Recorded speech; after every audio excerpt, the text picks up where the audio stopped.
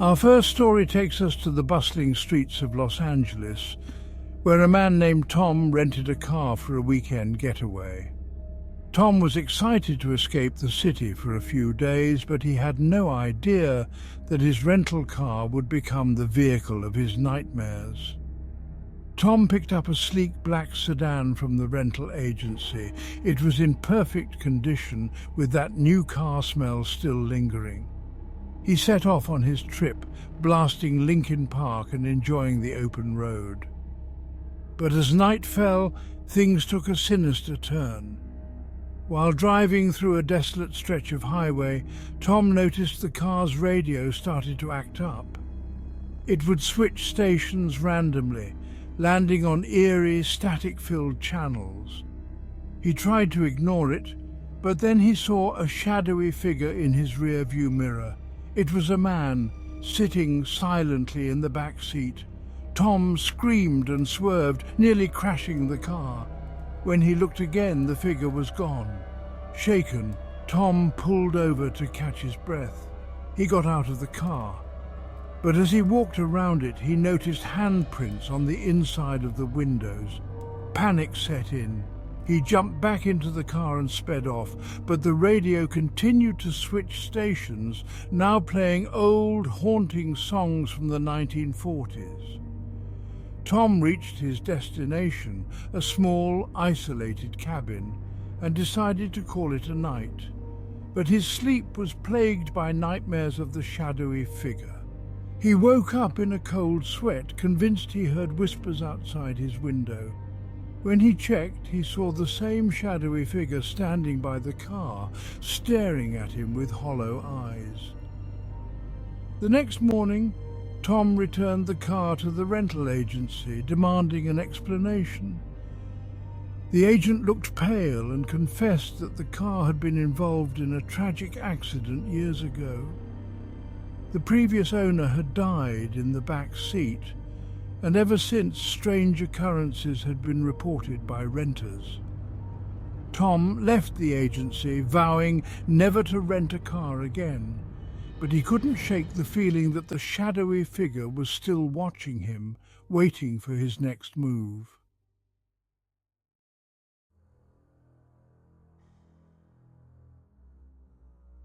Our second story brings us to a quiet town in Ohio, where a young woman named Sarah rented a car for a road trip. She was a fan of horror stories and true crime podcasts, often listening to chilling scares and unsolved mysteries during her drives. Little did she know, she was about to become the subject of her own terrifying tale. Sarah picked up a compact car from the local rental agency. It was a seemingly harmless, bright red hatchback. She set off on her journey, feeling a sense of freedom as she left her worries behind. But as night fell, she began to notice something strange.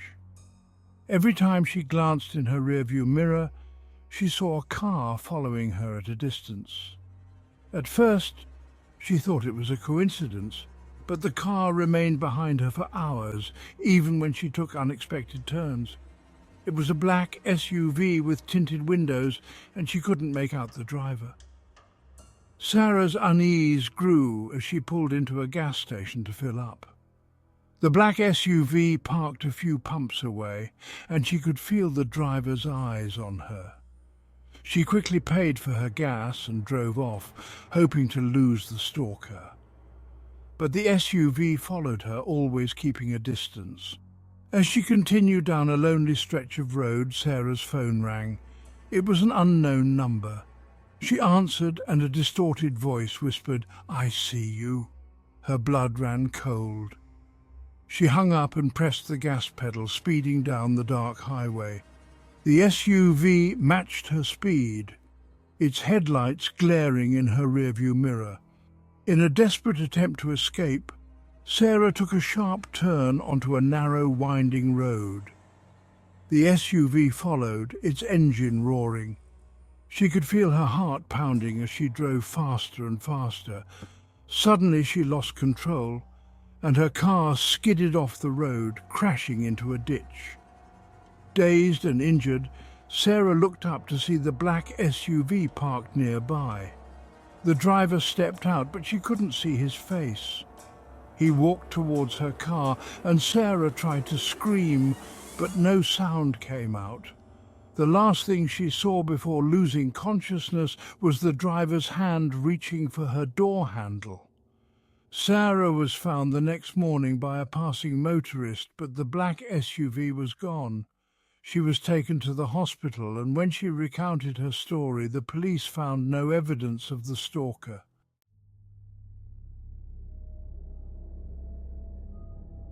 Our third story transports us to the eerie countryside of Maine, where a man named Jake rented a car for a weekend getaway. Jake was an avid fan of supernatural horror movies and stories, always looking for a thrill. But this time, the thrill found him in the most unexpected way. Jake picked up a vintage car from a rental agency that specialized in classic vehicles. It was a beautiful cherry-red convertible, and he couldn't wait to hit the open road. As he drove through the picturesque countryside, he felt like he was in a scene from his favorite horror movie. But as night fell, the car began to act strangely. The headlights flickered and the radio switched on by itself, playing eerie old tunes. Jake tried to turn it off, but the controls wouldn't respond. He shrugged it off, thinking it was just a quirk of the old car.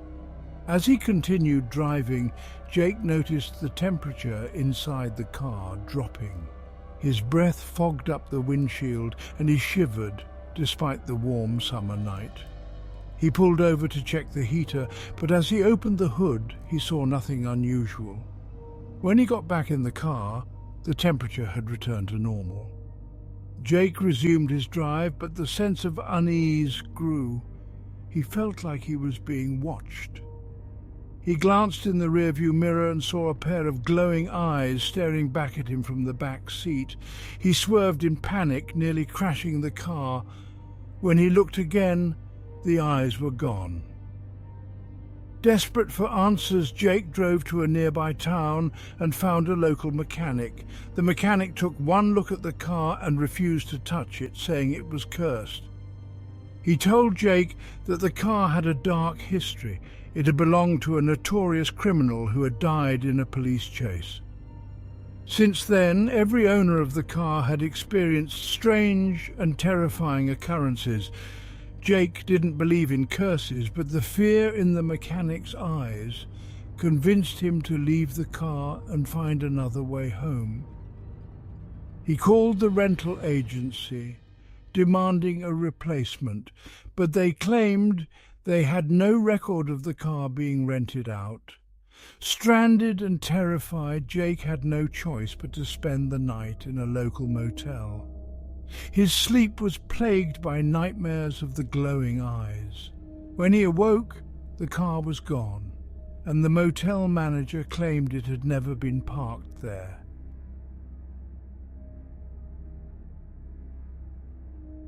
Our fourth story takes us to the desert highways of Arizona, where a woman named Lisa rented a car for a business trip. Lisa was a practical, no-nonsense person who didn't believe in the supernatural, but her encounter with a demonic force on the highway would change her beliefs forever. Lisa picked up a standard sedan from the rental agency. It was a hot, sunny day, and she had a long drive ahead of her. She set off with confidence, listening to an audiobook and enjoying the scenic views. But as the sun began to set, she noticed something strange in the distance.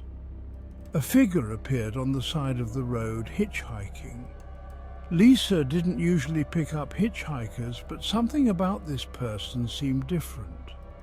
As she got closer, she saw that the figure was wearing a hooded cloak and their face was obscured. She felt a sudden chill, but drove past without stopping. A few miles down the road, Lisa glanced in her rearview mirror and saw the figure standing in the middle of the road, staring at her car. She shook her head, convinced it was just her imagination. But then the radio started to emit a low, guttural growl. Lisa tried to change the station, but the growl grew louder. She turned the radio off, but the growling continued, now coming from the back seat. She looked in the mirror and saw a pair of glowing red eyes staring back at her. She screamed and swerved, narrowly avoiding an accident. Panicking, Lisa pulled over and jumped out of the car. She looked around, but there was no one there. The highway was empty and the desert was silent. She got back in the car, determined to reach her destination before nightfall. As she drove, the temperature inside the car plummeted. Frost formed on the windows and her breath came out in visible puffs. The growling grew louder and she felt a heavy, malevolent presence behind her.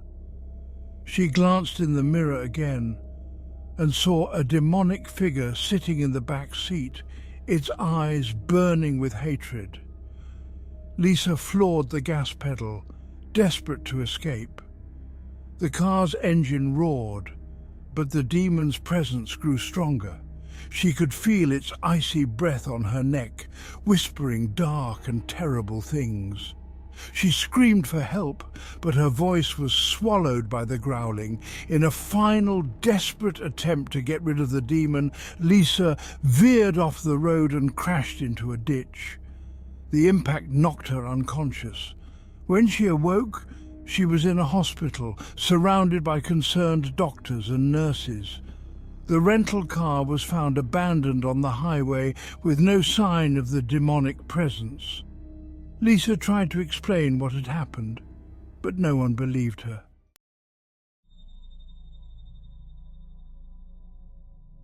Our fifth and final story takes us to the foggy streets of San Francisco, where a man named Chris rented a car for a weekend trip. Chris was an avid fan of technology and loved using the latest gadgets, but his encounter with a cursed GPS would make him question his love for tech forever. Chris picked up a sleek, modern car from the rental agency, complete with all the latest features. The GPS system was state-of-the-art, with a smooth voice that guided him effortlessly through the city. He set off on his trip, excited to explore San Francisco. But as he drove through the foggy streets, the GPS began to act strangely. It would give him incorrect directions, leading him down dark, narrow alleys and deserted roads. Chris tried to reset it, but the voice continued to guide him deeper into the city's underbelly. He soon found himself in a run-down neighborhood, with boarded-up houses and broken streetlights. The GPS directed him to a dead-end street, and as he tried to turn around, the car's engine died. Chris was stranded with no cell service and no way to call for help. As he sat in the car trying to figure out what to do, he heard a soft tapping on the window. He looked up and saw a pale, ghostly figure staring at him. The figure's eyes were hollow, and its mouth moved as if it were speaking, but no sound came out. Terrified, Chris tried to start the car, but the engine wouldn't turn over. The ghostly figure began to move closer, its face pressed against the window. Chris could feel the temperature inside the car drop, and the GPS screen flickered, displaying strange symbols and words. Desperate to escape, Chris got out of the car and ran down the street. He could hear the ghostly figure following him, its footsteps echoing in the silent night. He ran until he reached a main road, where he flagged down a passing car. The driver, a kind older man, offered to take Chris to the nearest police station. Chris told his story, but the police found no evidence of the ghostly figure or the cursed GPS. The rental car was towed away and Chris was left with a lingering fear of technology. He returned the car to the rental agency, demanding an explanation. The agent looked confused and claimed the GPS system had never malfunctioned before. Chris vowed never to use a GPS again, relying on old-fashioned maps for the rest of his life.